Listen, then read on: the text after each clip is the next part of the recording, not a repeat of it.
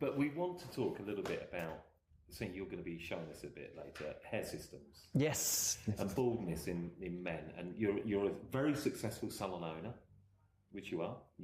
But you've kind of really crossing over into this area. Why have you gone into this? Well, I think hairdressers can become stagnant, and that's when they lose their passion. Mm-hmm. And I think whatever I do, I'm trying to stay at the forefront of the fast evolving hair industry.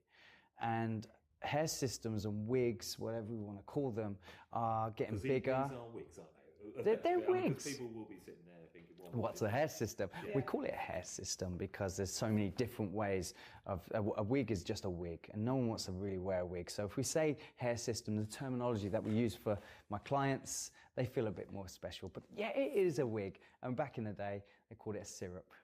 Yeah, the syrup, the toupee.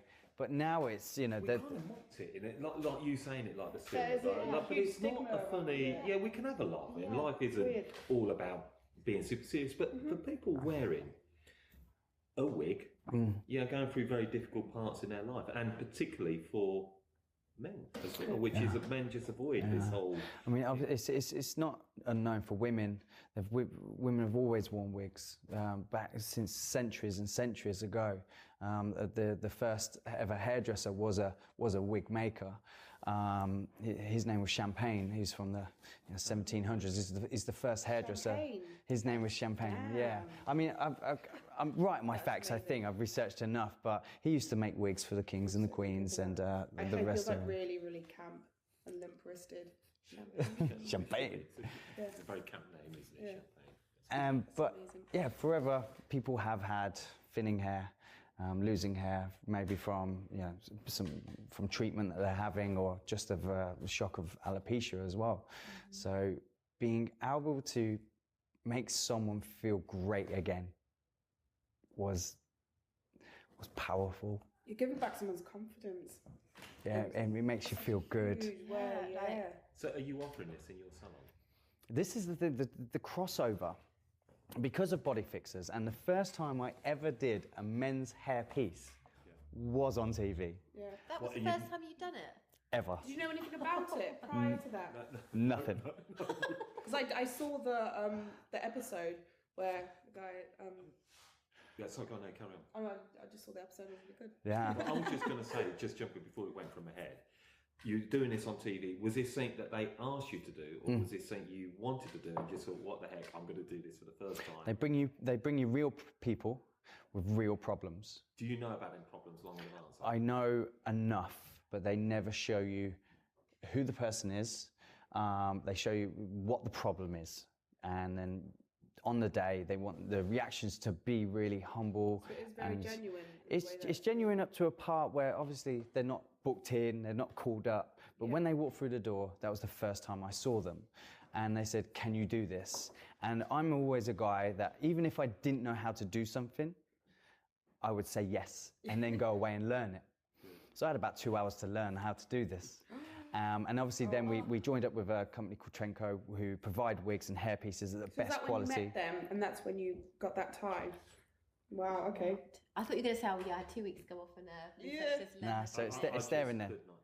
Yeah, but everything's accessible. We can learn anything you want to learn. There is something on the internet that you can watch or read.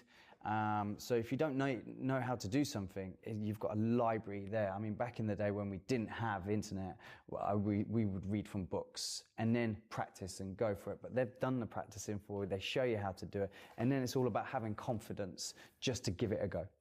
This hair system that you're going to show us today, which is, I'm looking forward to seeing this. Yeah. Is what is so different about what you are doing with this hair system opposed to putting a wig on somebody's hair? You know, in the old days, we'll get a wig, put it on, stop. Yeah. These are, they're a lot more natural. You shouldn't know. When I bring out my model Tom, you'll see that he's not actually ready for to do it, but he wants to do it early enough because he's thinning and he hates it. It's difficult. And I want to give him the confidence back. So the difference between just having a toupee, which is just a piece that was just stuck down and you would take it off, on and off, They wouldn't be secure, but they would just mask what you wanted to cover. And the revolution of the wigs now, and the evolution, should I say, they've changed so much so they've become lighter, more natural, using human hair a lot more.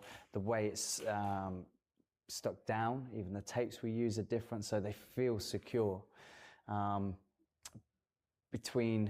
There are synthetic ones as well. There's all different types of hair systems, so that's why we say hair system. But this is the biggest alternative to surgery.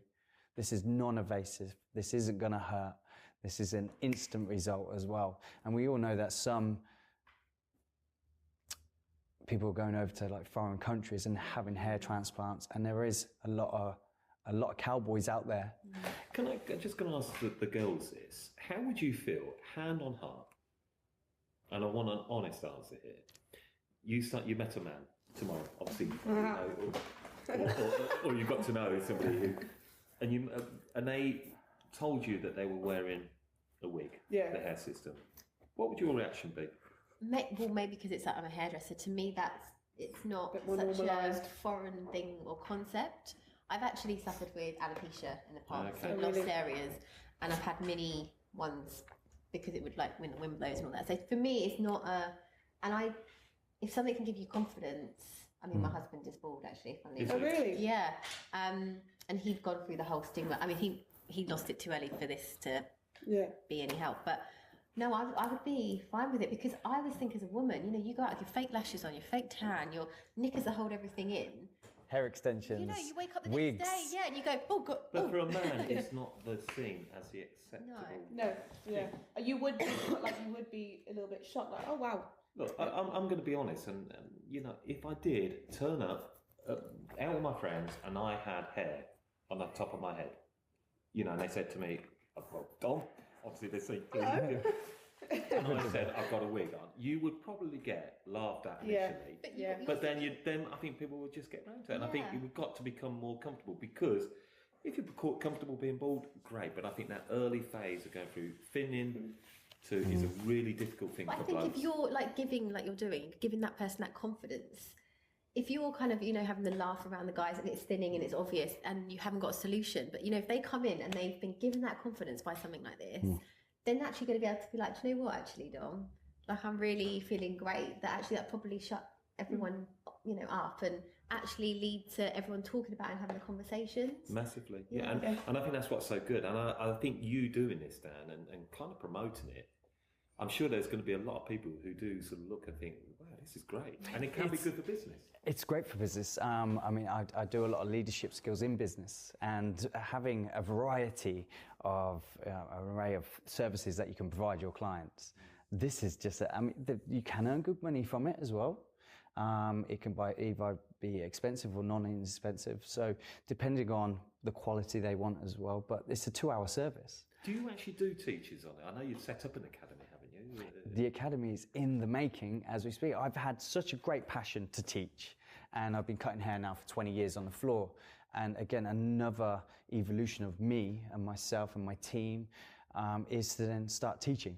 Start teaching the 20 years of mistakes. Because I would imagine you would be comfortable around you teaching. I would imagine I've got a different way. Yeah, no, it's different. It is very different. So again, if people think, I wouldn't mind, you know, going along to DG and having a bit of training. But you're going to be. We've got something coming up that's very exciting. Are you going to do some of this stuff with wigs as well, or the hair system?